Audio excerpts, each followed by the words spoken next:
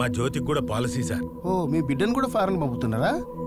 లే అమ్మా నాకు ఎగ్జామ్ ఉంది, నేను ఉంటానే. అరే వాడంటే మగ పిల్లోడే, ఆడపిల్ల నువ్వు లేకుండా బియ్యం పోసుకొని పోతే ఎట్లుంటది? జల్దీ నడు.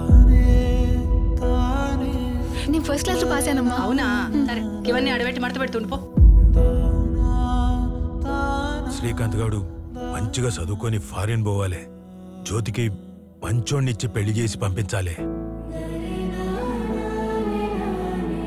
అది నిజమేలే, ఆడపిల్లకి ఎప్పటికన్నా పెళ్లి చేసి పంపాల్సిందే కదా. ఎంతైనా అబ్బాయిగా పుట్టడం నీ అదృష్టమేరా.